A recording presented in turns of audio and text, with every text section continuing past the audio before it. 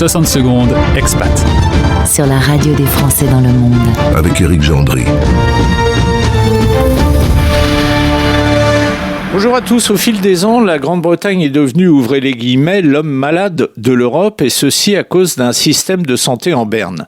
Plusieurs études consacrées au sujet se complètent de façon parfois accablante pour pointer du doigt la déliquescence du système de santé anglais, une déliquescence illustrée par trois phénomènes. Le premier, c'est une espérance de vie qui vient pour la première fois en 45 ans de baisser, 78,6 ans pour les hommes et 82,6 ans pour les femmes, c'est en dessous de la moyenne des pays européens. Et un des grands responsables est le cancer. Celui-ci régresse moins vite qu'ailleurs, car il est moins bien soigné qu'ailleurs. Un chiffre. Dans un classement fait sur les 33 pays les plus riches du monde, la Grande-Bretagne est seulement 28e de ceux qui parviennent à éradiquer le cancer de l'estomac et du poumon, et 26e en ce qui concerne le cancer du pancréas. Et pourquoi ?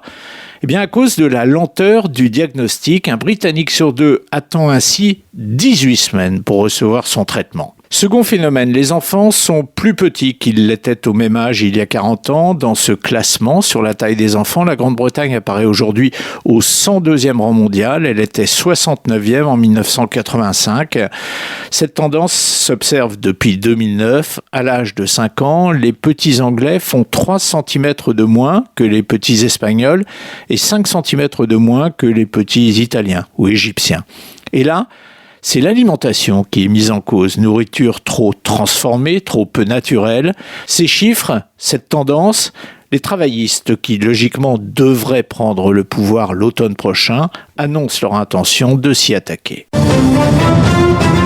Plus d'infos et plus de podcasts, rendez-vous maintenant sur françaisdanslemonde.fr.